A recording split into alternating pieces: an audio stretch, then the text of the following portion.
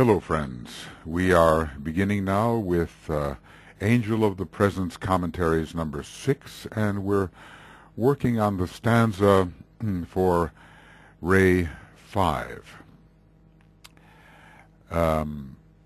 Each one of these stanzas shows the technique by which the fusion process at the third initiation, when the ancient authority of the personality is ended, the process by which that fusion occurs. So let us read. It's rather a longer one because Alice Bailey has some comments involved here as well. And I will read it first.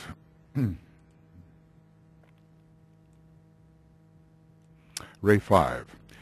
The angel of the presence serves the three, the one above, the one below, and the one who ever is.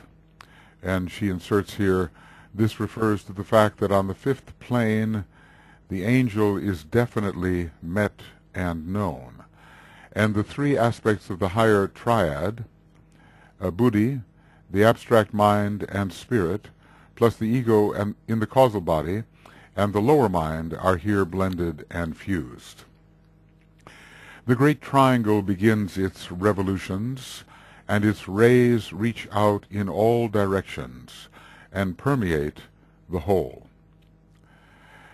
The man and angel face each other and know themselves to be the same. The light that radiates from the heart, the throat, and from the center, which stands midway, meet and merge. The two are one. The voice that speaks within the silence can be heard. The power that reaches from the highest point has reached the lowest. The plan can now be known. The whole can stand revealed. The love that stretches from the heart, the life that issues forth from God, have served the plan. The mind that gathers all with wisdom into the boundaries of the plan has reached the outer limits of the sphere of God's activity. That power informs my life. That love inspires my heart. That mind enlightens all my world. I therefore serve the plan. All right. Now let's see what thoughts come to us as we begin to ponder. Well, the angel of the presence is that aspect of the greater solar angel which has taken up residence within the causal body egoic lotus. So it serves it is serving to bring the monad and its lowest expression into relationship. The one above, I look at as the spiritual triad, above the presence, above the position of the angel. The one below is the personality, and the one who ever is the monad. Now, whether the following here is written by DK or AAB, I cannot be sure, but it says that it refers to the fact that on the fifth plane the angel is definitely met and known. Let us say face to face. And the three aspects of the higher triad, buddhi, the abstract mind and spirit. Now, I'm wondering how they, buddhi, the abstract mind and spirit. So maybe I'm trying to see how we see the three here, plus the ego in the causal body and the lower mind are here blended and fused. So, in a way, the one who ever is simply must be the monad.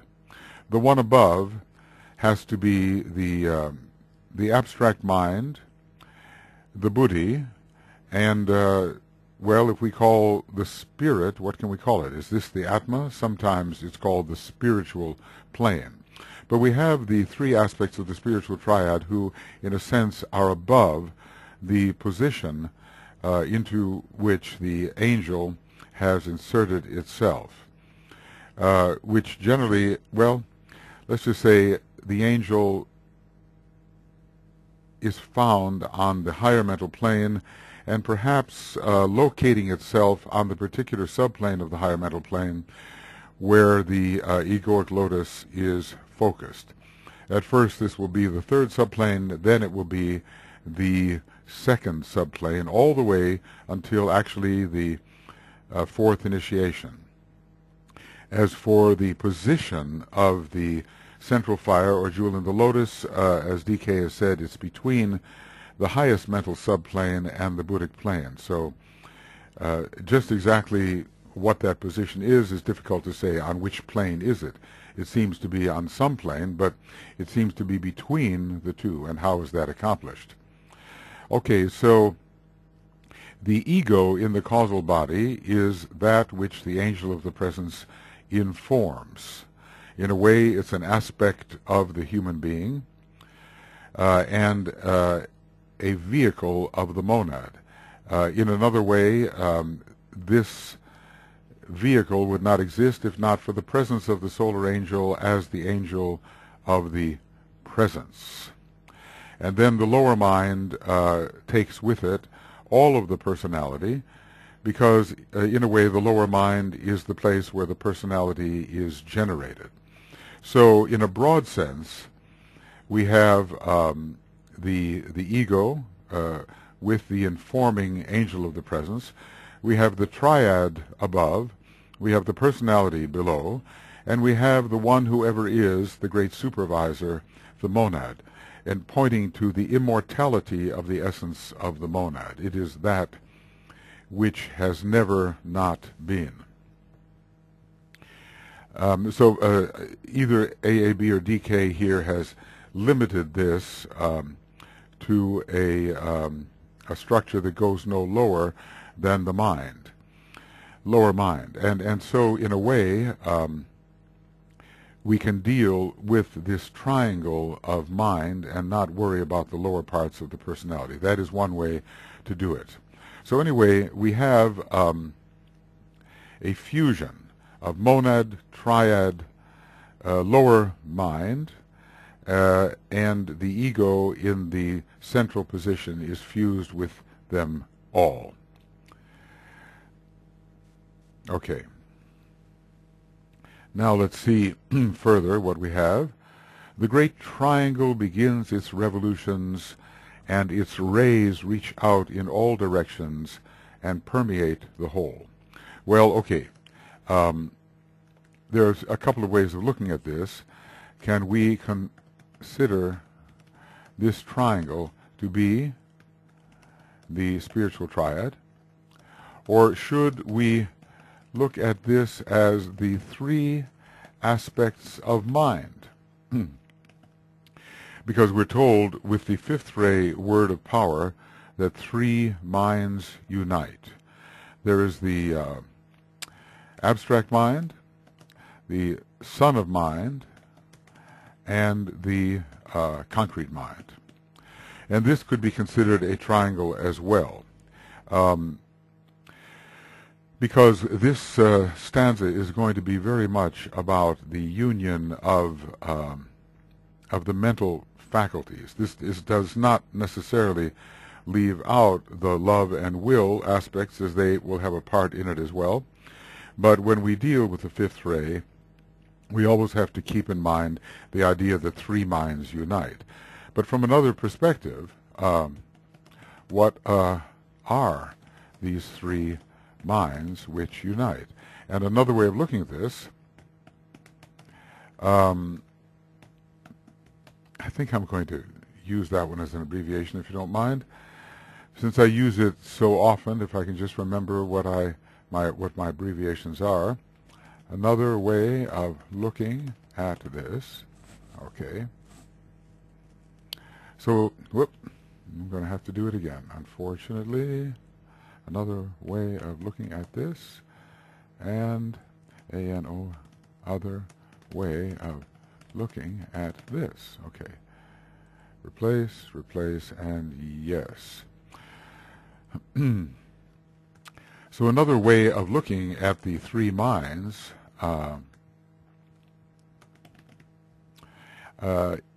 is as follows. We can have the concrete mind, the abstract mind, and the universal mind. Okay. Universal mind, which we might consider its lowest point of expression to be the atomic plane. So let us see the rays of the different aspects of mind will reach out in all directions and form a great sphere of mind. So a great sphere of mind will be created. All right, here we go. A great sphere of mind will be created and will permeate the whole. Well, certainly the entire energy system of the man, or the candidate, or of the monad, and beyond, the wholeness of the greater system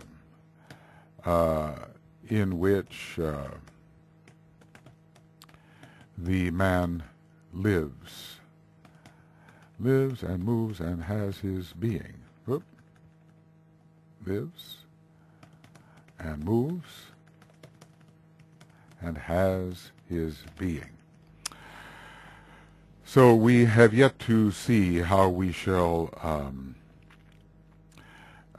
name this great triangle. There are several things which it can be, but it seems to me that it should relate to the plane of mind.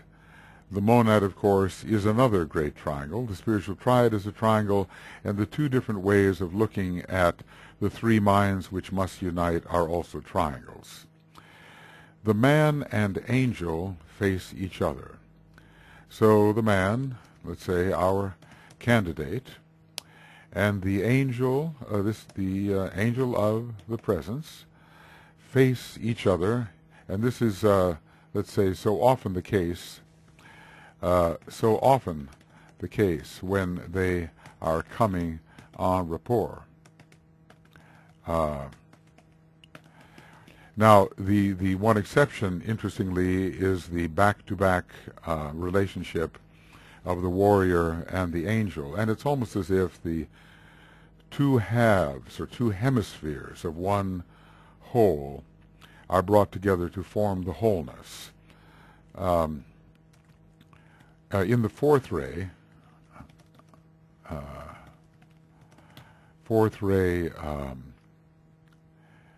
fusion, it is as if two hemispheres, that of the warrior and that of the angel of the presence, are brought together to form the wholeness.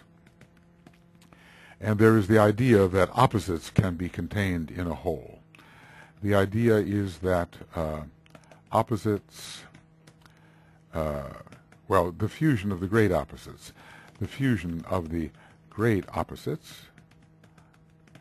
make the whole. It is the one distinction. There are sometimes those symbols where we do see the back-to-back formation, and that has to be for a special purpose. Looking outward, looking away from the center, looking towards a higher source, and that is the monad, and that is the way the hemisphere represented by the angel will look, or the angel will look towards that point, and the man or the candidate will look below for service. They know themselves to be the same, and that is the great mystery here. You know, they are the same and yet not the same. And yet not the same. It is as if the solar angel, represented as the angel of the presence, has actually merged itself in man and become man. And that man on the higher mental plane, as he knows himself there, knows himself as something in which the angel is irrevocably fused.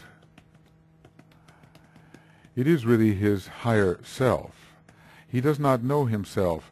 He does not know himself as separate from the angel at that point of self-knowing. But when he penetrates the disk of golden light, then he will know himself independently of the angel, as the monad per se. Okay.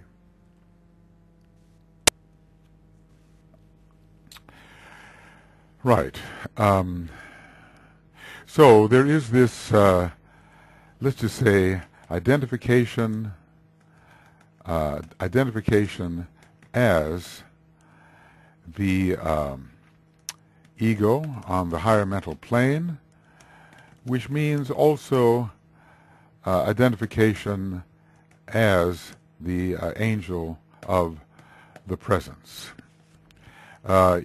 These are mysterious things, and they have to do with merging, blending, fusing in consciousness and presence.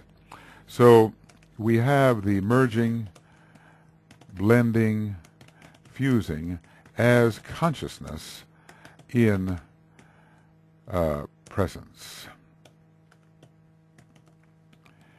And we do not have these keen lines of demarcation as we seem to have in the lower worlds of form. I suppose if the Master overshadowed us, or if we were somehow used as an outpost of his consciousness, we would have difficulty knowing, because of this fusion of the fluid of consciousness, what is our thought and our apprehension and our consciousness and what is his. We might only know it when a kind of withdrawal came and we were again left with our own more limited consciousness. But consciousness is so subtle that when it blends with another consciousness, and who knows, you know, the superphysics of how this is done, the metaphysics of how this is done, that it is very difficult to discriminate, once that blending has occurred, what belongs to one party and what belongs to another.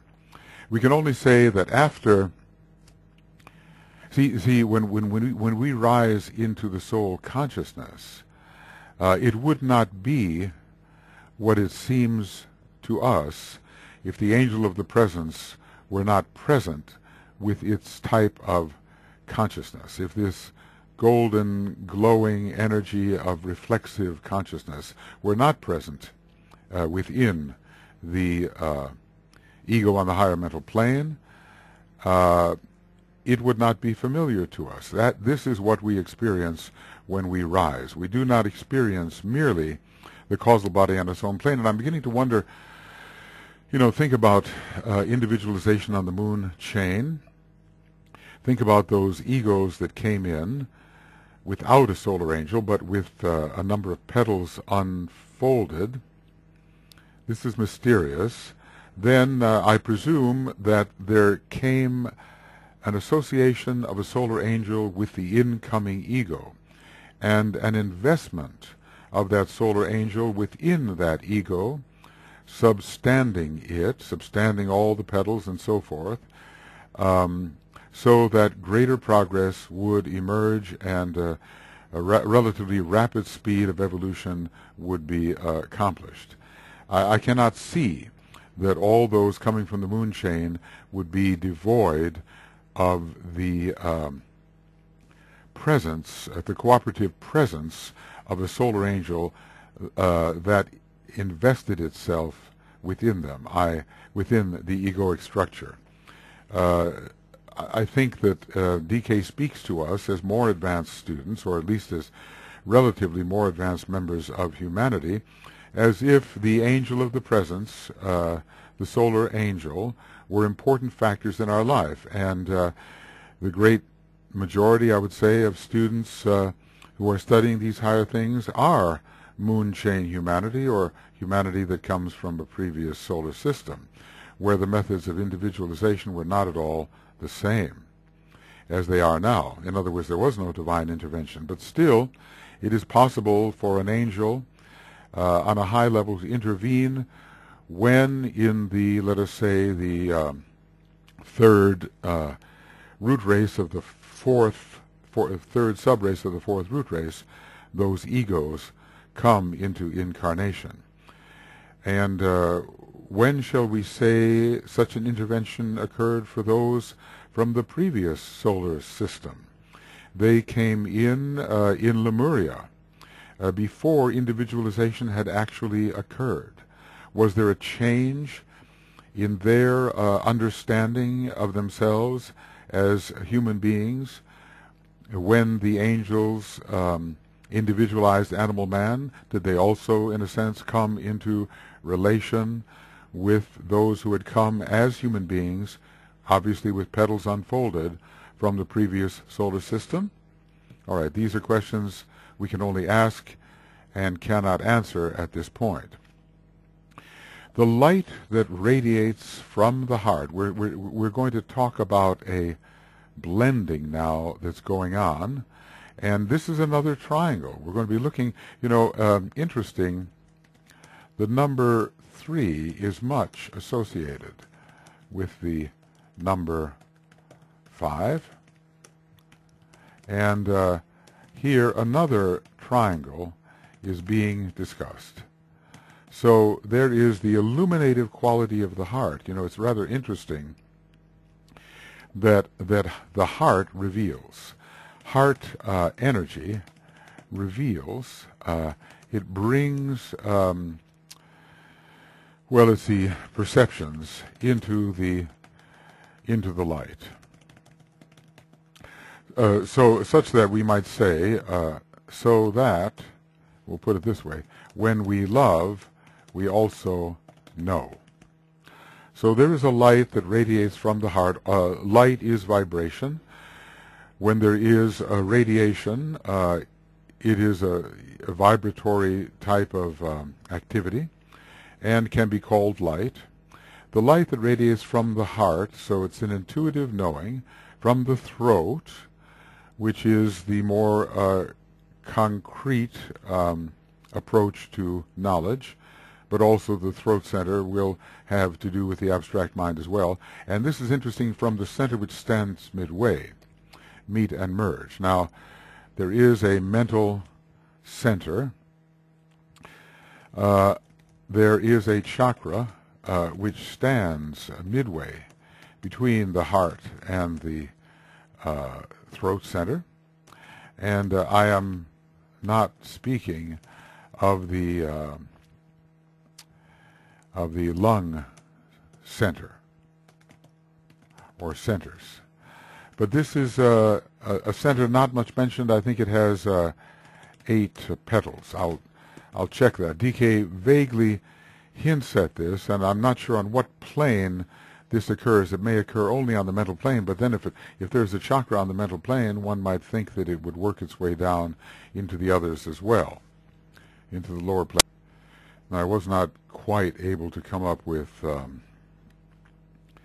the quotation I'm looking for. Is it reference imagined? Did I put certain things together in my mind? But here we have the mention of some occult chakras. It's only mentioned once and in passing without elaboration, and so we see that certainly not all that relates to the chakric system has been revealed, certainly not about the head center. The significance of the 4 circles in the egoic lotus and the 8 circles of 12 petals, each in the etheric lotuses on the mental plane, is of great importance. And the idea of 8 circles of 12 petals each, that's 96, isn't it? 8 times 12 is 96 in each one of these, in the etheric lotuses on the mental plane. Well, this is not how we normally view the chakras on the mental plane, but perhaps we have not been told so much about their structure.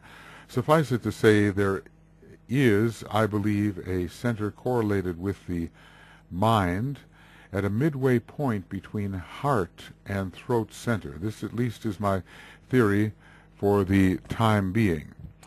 And it may, will its number be 8? The heart center has 12. As we rise, will the number increase? I cannot be sure about that. But suffice it to say that there does seem to be an intermediate center. So there is light radiating from the heart, the throat, and from this, from the center, let's call it an occult center for the time being. Okay. Which stands midway, meet and merge. And then it says the 2 are 1. Well, really we have 3 here, don't we? The light that radiates from the heart, the throat, and from the center which stands midway. Why then the 2? Why then the 2 instead of the 3, unless the heart and throat are being considered as known chakras in one category, and the center which stands midway to be considered in another category, and thus the 2.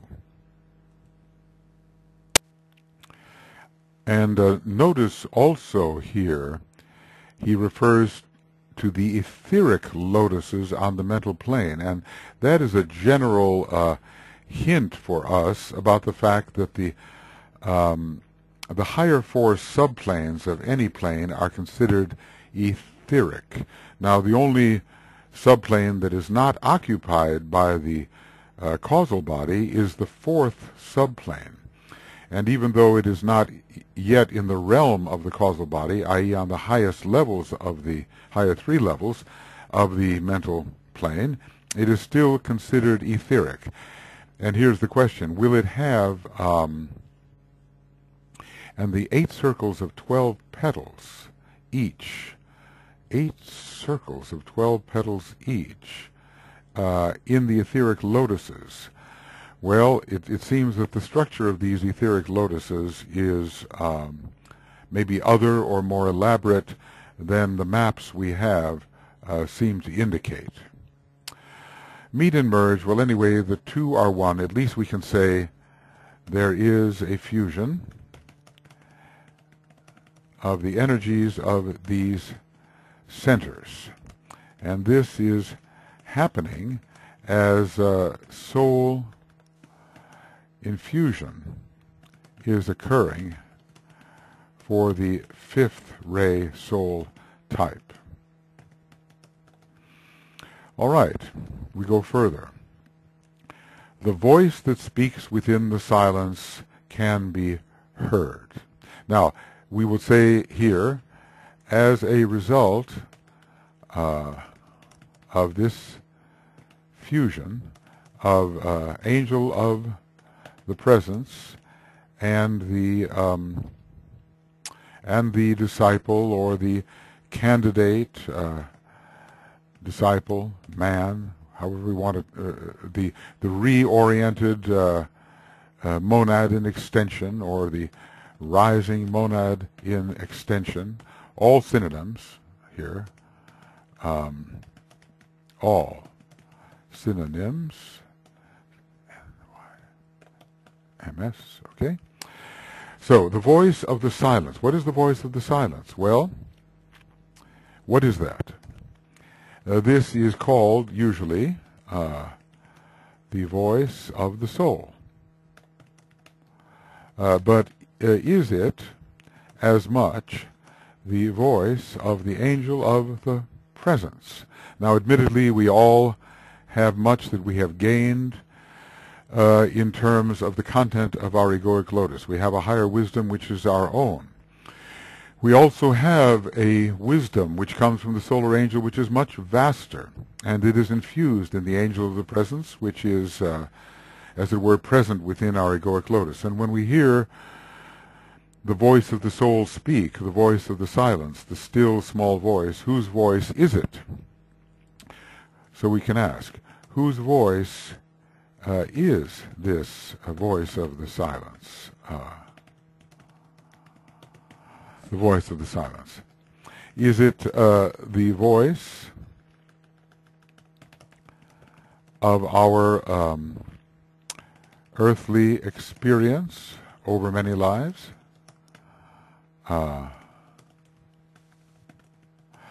Or is it the voice of the angel of the presence with its far vaster experience?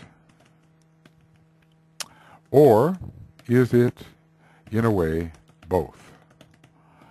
But we certainly have a source of higher wisdom within us. We have contributed to it, and the intervention of the solar angel as the angel of the presence has also contributed to this inner wisdom which we possess on the higher mental plane.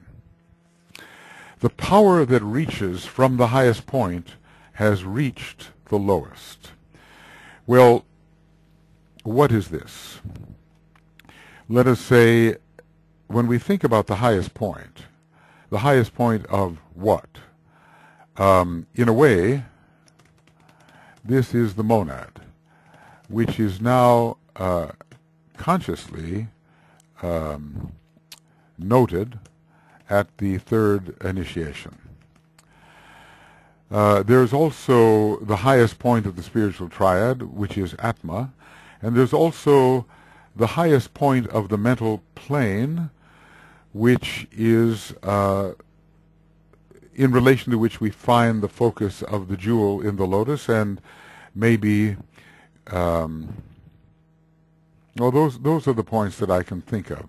It seems that the angel of the presence does not necessarily stand at the highest point, but is acting as a bridging agency between the monad spiritual triad and the lower concrete mind representing the personality.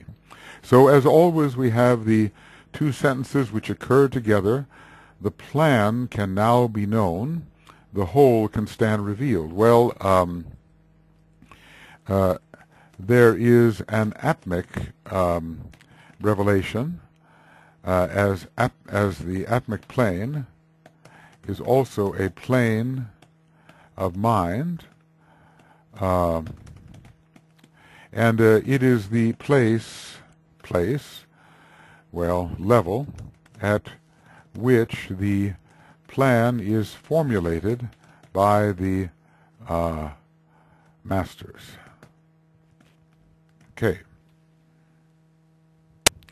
So with that great descent of formulated thought that we call the plan, or arranged energies which we call the plan, a wholeness can now be detected. The plan embraces the whole of the planetary process, or at least for our globe and our chain, the plan embraces wide spaces.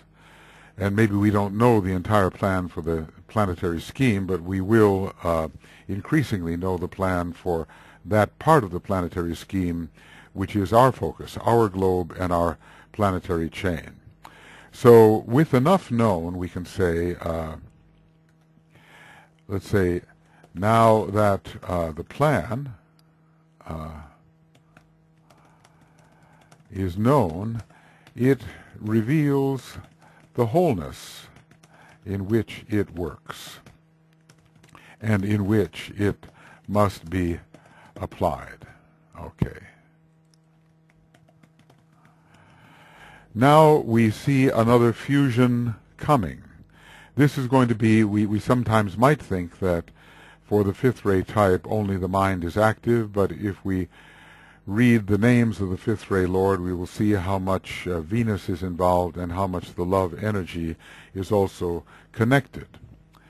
So even for this very mental type, the three aspects have to be activated.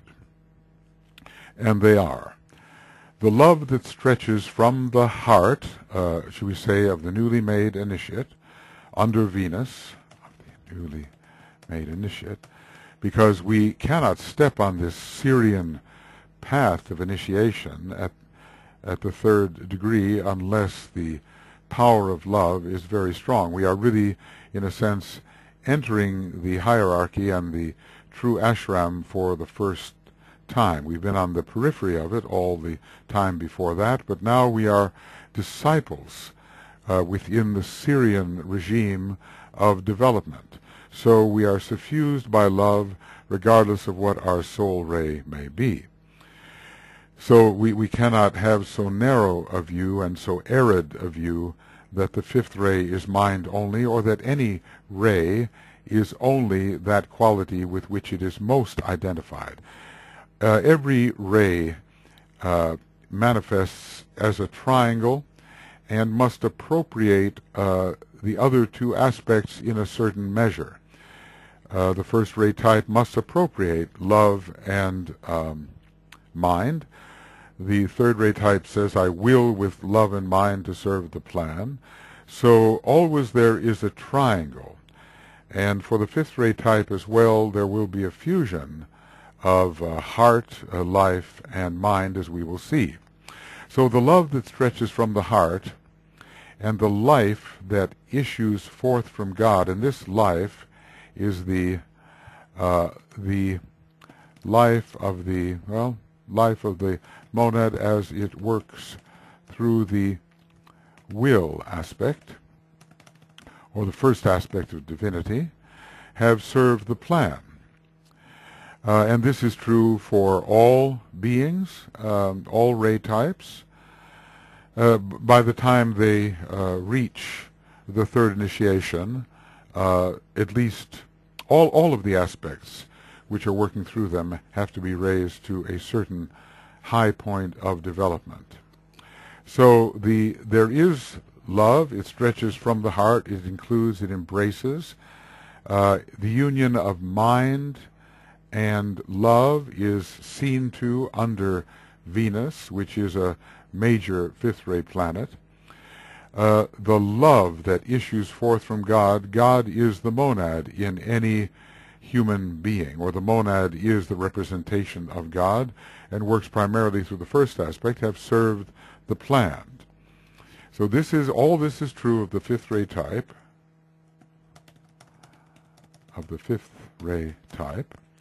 And now the pertinent faculty, the faculty with which the fifth ray type is most identified, the mind that gathers all with wisdom. In other words, now that the mind is soul infused,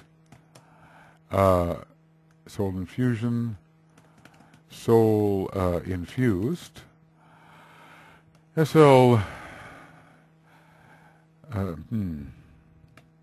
let's see, soul infusion. Okay, so I'm going to make this a little abbreviation here, SLID, and we'll call this soul infused, soul confused, soul infused. Okay. Now that the mind is soul infused, it has wisdom. It has the wisdom of the soul, and not just the powers of the lower mind. So the mind that gathers all with wisdom into the boundaries of the plan, so all knowledge possessed is brought into the sphere which the plan rules, into the boundaries of the plan, has reached the outer limit of the sphere of God's activity. This is a very searching mind, and just think of the fifth-ray astronomers who seek to consider the nature and structure of the entire universe as they can understand it. In other words, they are reaching out for the boundaries of God's sphere of activity. And by the way, by this time, the fifth-ray type, so skeptical at first, let's say, believes in God, however he may define God.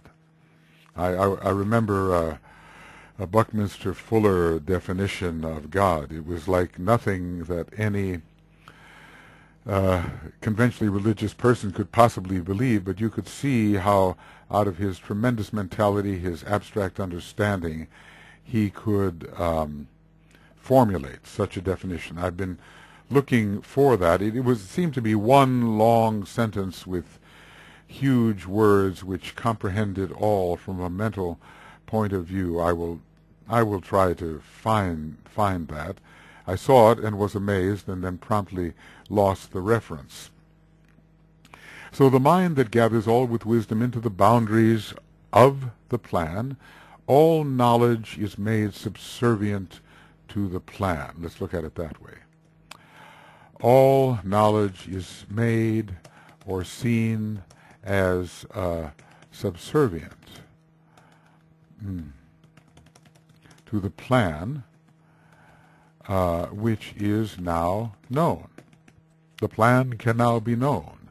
The whole can stand revealed, has reached the outer limits of the sphere of God's activity, and I would also add for the fifth-ray type the inner limits as well.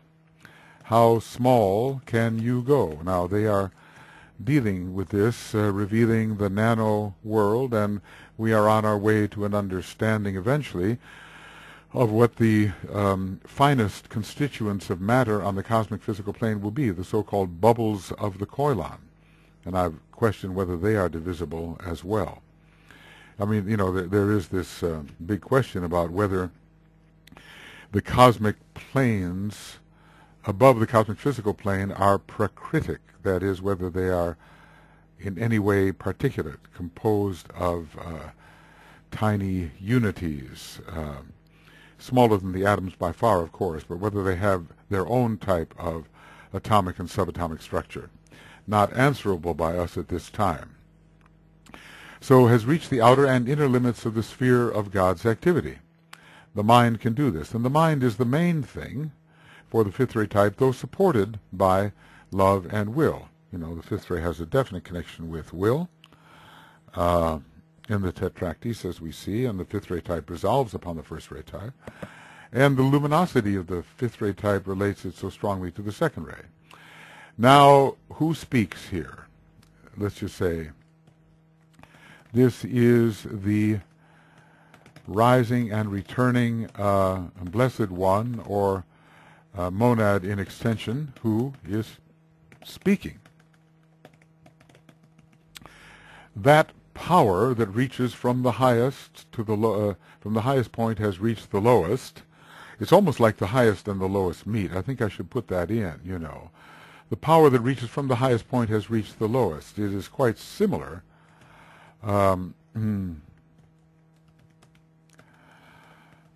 similar to the seventh ray word of power, the highest and highest and the lowest meet, quite similar. So maybe the lowest in this case is considered the concrete mind as the lowest aspect of mind, but still the concrete mind is the very center of personality. They both are focused on the fourth subplane of the mental plane, both personality and lower mind. So this power that reaches from the highest has reached the lowest. This, in a way, I look at as the monad. The highest point for me, whatever highest points there may be in the various ascending triangles, is the monad, as I consider it. So that great power of the monad, and experienced consciously for the first time at the fusion, which is the third initiation, informs my life. So permeates my life, let's just say enters all the forms through which I express. That love that stretches from the heart, the divine love inspires my heart. And I think that's fairly straightforward. Let's make sure we know what that love is. The love that stretches from the heart, that life that issues forth from God. This is also the same as the power. That power that reaches from the highest point. So this life that issues forth from God the monad, I'm going to just put a bracket around this because there is no word that in there. Power, or is there? Let's see. Let's go back here and just check. The power that reaches from the highest point. Well, there is a that. This is the power that reaches from the highest point. This is the life aspect. This is God the monad. And that power coming from the monad and through the triad and through the various aspects of mind, through Atma, which is really a mental aspect in a way, and through the various aspects of mind, that power enters every one of my forms and I am empowered. The love that stretches from the heart motivates me. So let's just say I no longer rationalize to the point of destroying that which I am analyzing. And when I say rationalize, I know there's a psychological meaning here, so I better use the word analyze. That mind, which is the main point, really, for the fifth ray type, main point for the fifth ray type, enlightens all my world. So a great luminosity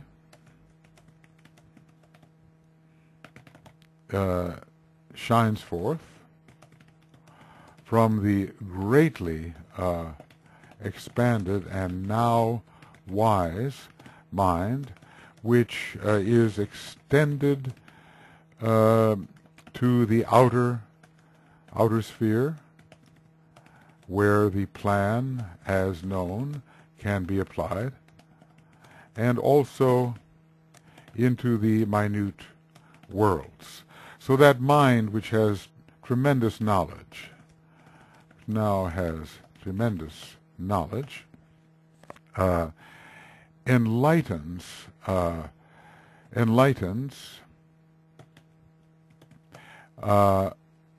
my newly expanded world. That mind enlightens all my world. And then this is interesting, because the word therefore is used. Now, it is not used in the other types of, in the other stanzas. He says, in harmony with all united souls I serve the plan. It's not as a result of. I will with love in mind to serve the plan. That whole, how does it describe it here? The whole will stand revealed, that plan I know, I will with love in mind. It doesn't say therefore. In other words, the word therefore suggests the process of reasoning. The word therefore suggests that which follows after a process of reasoning. So it's almost as if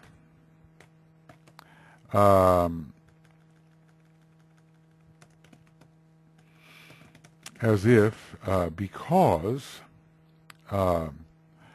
the power informs my life, and the love inspires my heart, and the mind enlightens all my... Because of these three states, and especially because the mind enlightens all my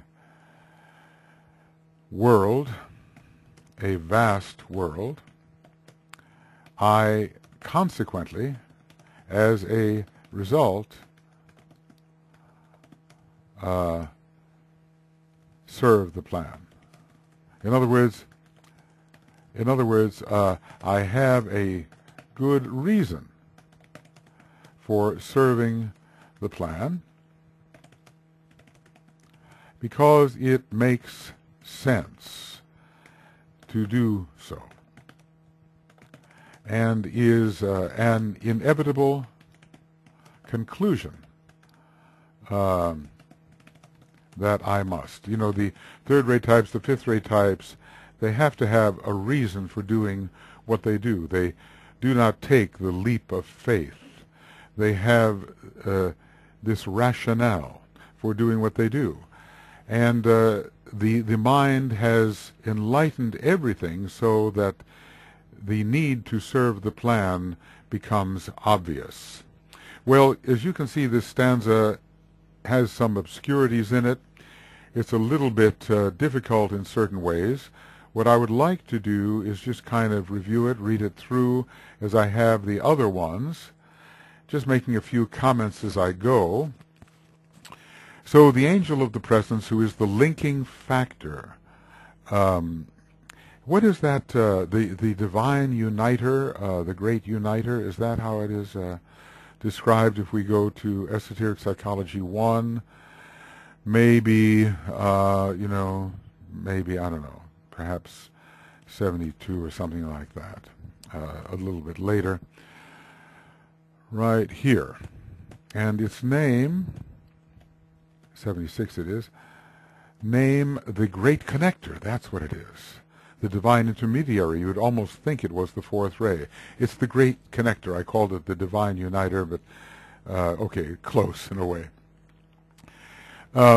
So, the angel of the presence, as the Great Connector, serves the three. It's a unifier of the parts of man which have not yet been brought together into one functioning whole. The one above the angel, who is the higher aspect of mind, and in a way involves the entire spiritual triad, representing the entire spiritual triad through higher mind.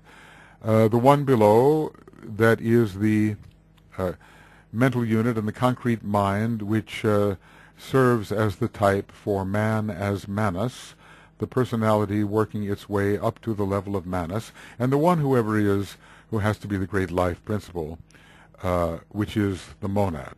And in this little description following, whether it's DK or AAB, refers to the union of all of these factors, but goes no lower than the lower mind. And temporarily, the angel and the ego are united with all these factors, but that is just a temporary a bridging facilitation and will not last forever, as we know.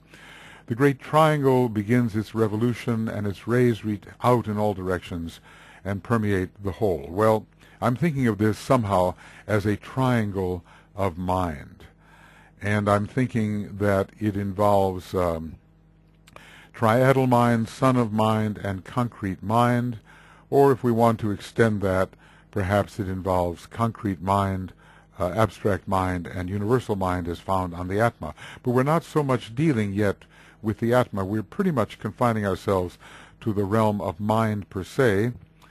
And when we use this idea of three minds unite, we can certainly think of abstract mind, son of mind, and concrete mind, though sometimes DK encourages us to think of concrete mind, abstract mind, and universal mind. Well, anyway, a great triangle of mind, to me, whichever it is, begins its revolutions, as it were, looking all around and encompassing everything within the sphere so it can come to terms with everything within the sphere. And is not just focused on one thing, but begins universalizing itself. That's how I see it. The great triangle begins its revolutions, and its rays, the rays of apprehension, the rays of mental understanding, reach out in all directions of the sphere and permeate the whole. Here is a mind that is going to undertake an understanding of the whole, a kind of meticulous scientific understanding based upon factual knowledge of the whole. The man who has risen from the lower worlds and is the monad and extension of the Blessed One before full self-realization rises into the causal body, rises along a path of light into the causal body where the angel is found, the angel of the presence, and they face each other and know themselves to be the same. So I identified with the causal body, and with the egoic lotus is the angel, and so accustomed to thinking of his soul as that which the angel has provided in the ego.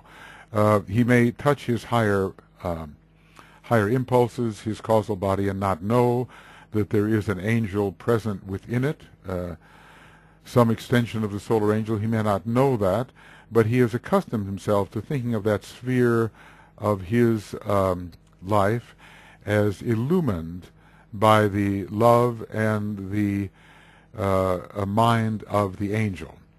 So the mind is not saying, the man is not saying to himself at this point, well, I really know I am the monad, so I am not you. There is this merging in identity.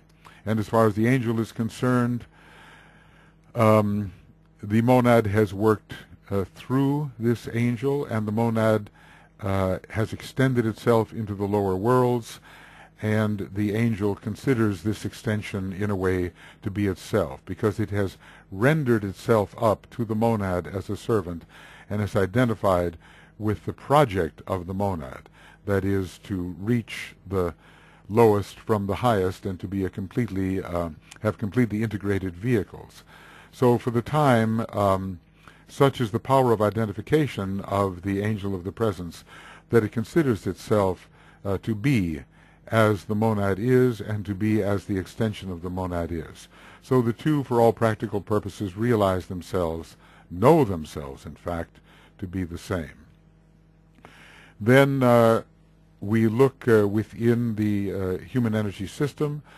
There is a revelatory light radiating from the heart, a conceptualizing light from the throat, and a form-making light, and also this mysterious center which stands midway, which I think is having to do particularly with the mental plane and the occult structures which are found thereon. And all of these super diaphragmatic centers meet and merge, and again the three are one. Of course, here it says the two are one, so there is some discrimination with two of these centers being one thing, I think, and another center, the other center, being something else. But there is a, here's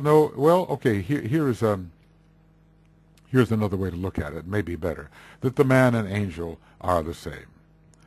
So in the process of making them the same, these chakras are the ones that are involved. So the two, man and angel, are one, and somehow, and this is important, I didn't mention it before, they are fusing, we might say. they are fusing. There is a heart center with the angel, and it seems that it comes in touch here with that of the man. There is a throat center as well for the creativity, and there also a center which stands midway. So we can be dealing again with that structure, you know, eye to eye, hand to hand, and so forth. It doesn't really describe it here in the same way, but there does seem to be an approach of the chakras of the angel and the chakras of the man. Okay, that I think maybe is a little better explanation. There is the voice of the soul that speaks within the silence. The chitta connected with the mental vehicle is stilled. There is the silence of the chitta, and the higher, the soul can speak from the plane of higher mind. Now what does the voice say? The voice is telling something to the man, to the candidate, that there is a high power from the highest point and it has reached the lowest. Let's just say it simply might have reached the lower concrete mind, and that the power of the monad has reached the lower concrete mind as we would expect it to do, because of the third degree there is recognition. And it has carried Atma with it and the abstract mind with it and so forth. It has, from the highest point, it has reached the lowest. Let's call it the concrete mind according to what is said here in the brackets by either AAB or DK. The plan, as a result of the information coming from the highest worlds, the plan as they touch the vaster sphere can now be known. The plan as it touches the planet can now be known. There's a kind of planetarization of consciousness which does occur at the third degree. The whole of the planet, at least, can stand revealed, because we begin to participate as a planetary unit at that point. Okay, I want to get rid of this. Let's close that for the moment. Okay. The power that reaches from the highest point has reached the lowest, so therefore the concrete mind is now informed of all of the divine, or at least a great number of divine intentions, and the planetary whole can stand revealed, and maybe wholes beyond that as well. I mean, it would be hard to say that for a man the wholeness, which is the entire universe, can stand revealed, but the fifth-ray types do reach out for that kind of thing, at least on the outer plane through astronomy. The love that stretches from the heart, okay, the life that issues forth from God have served the plan. So this type, with both love and will, representing life, have served the plan in order to reach that a stage of fusion we call the third initiation. The mind that gathers all with wisdom, all knowledge, has been gathered into the plan, is considered part of the divine plan and must be subject to the divine plan. That mind has reached the outer limit of God's activity as far as the very intelligent individual can determine the outer limits of space as it can be observed through, you know, those fifth-ray mechanisms, the telescopes. Now it is the man who is returned to the higher mental plane who is speaking. That this great power of the monad and of the will is informing or infusing every form within my energy system. That the great love is inspiring his heart. That's straightforward. And the mind, which is vast and has been expanding to the outer boundaries which come under the plan, that mind is carrying enlightenment all the time now. What is all his world? Well, it may not be the entire universe, but it is an ever-expanding sphere. So whatever he considers to be his world of mental perception, the mind, with all of its accumulated knowledge, is enlightening it. And as a result of all these activities, he has a good reason. He is well equipped and he sees the need. I therefore serve the plan. All right, let me just read it. Ray 5.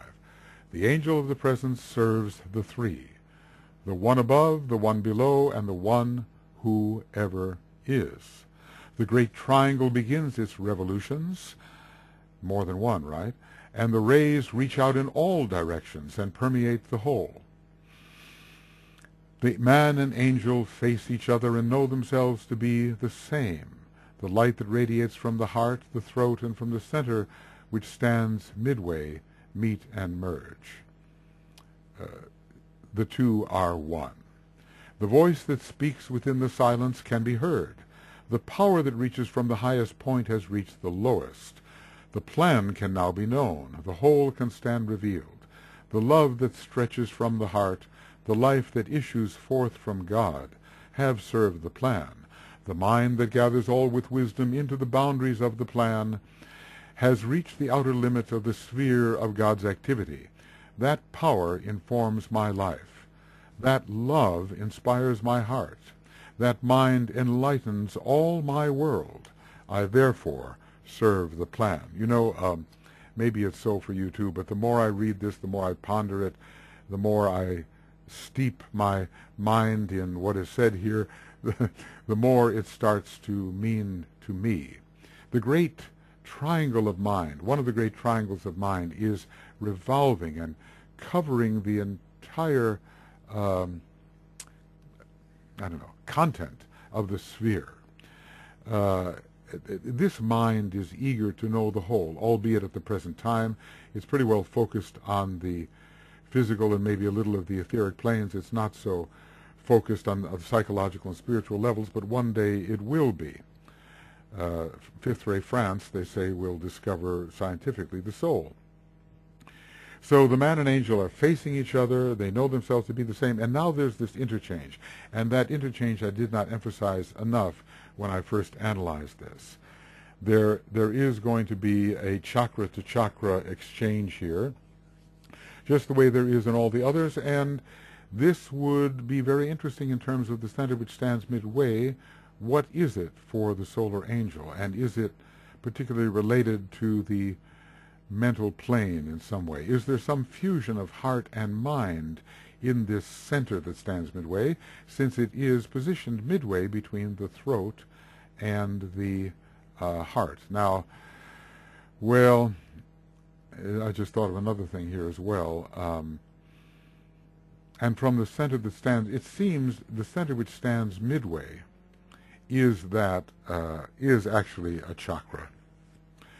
But we could also wonder, sometimes the soul itself is considered, or the egoic lotus itself is considered to be a center which stands midway. But it would be hard to conceive of what such a structure might be in a parallel sense with regard to the angel of the presence.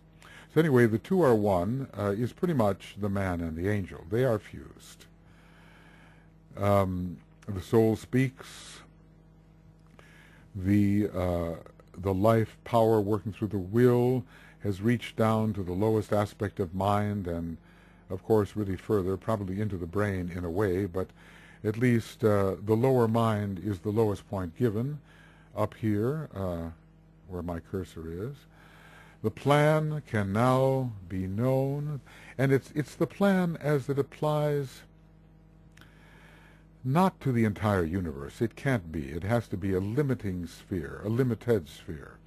The whole can stand revealed, and yes, that there is a whole, that much we can see. But the whole in which the individual can practically work is also revealed, and that is more the planetary whole. And so there is the fusion of the three aspects. Not only do three minds unite for this type, but three aspects of divinity unite, life, love, and mind, or will, love, and mind. And thus it is to a certain extent with all the ray types. All of these have to unite in some proportion. But always when we're dealing with the fifth ray type, we have a triangle which has to unite and be as one.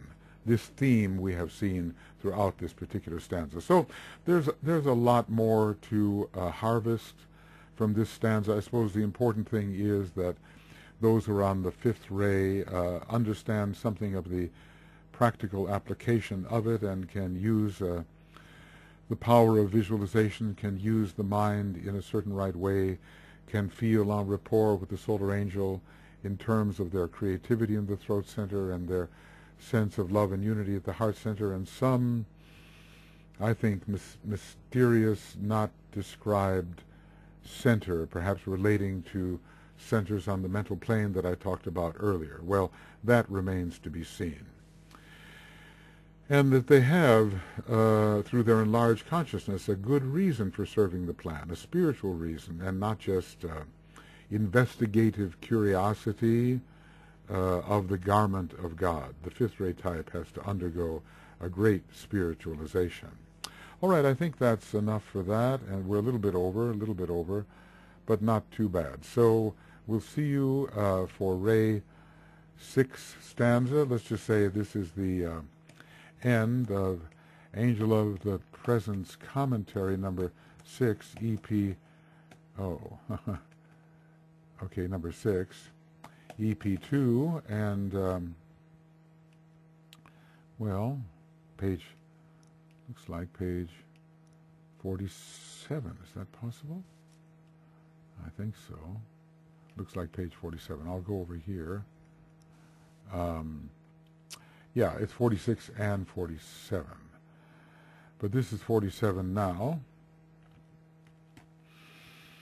And we'll be beginning of Angel of the Presence commentaries number 7, EP2, page 47, Ray 6 will be coming. Okay.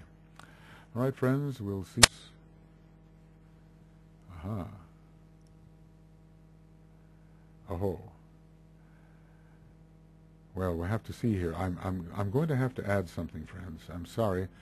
It appears as if this has been off. My recording has been off. Yes, I'm rather sorry here. It may be that my recording has been off for a while. I hope not. If I discover it to be so, I will add something about the fifth ray. So at the risk of being tedious here, let's just say that the voice, which is a higher voice, I think in this case, realizes or describes the situation that has occurred. Monadic power has reached the lowest point of the lower mind and is recognized for the first time as the third degree. The plan as it applies to our planet at least can be known. The plan as it applies to the whole solar system cannot, and beyond cannot.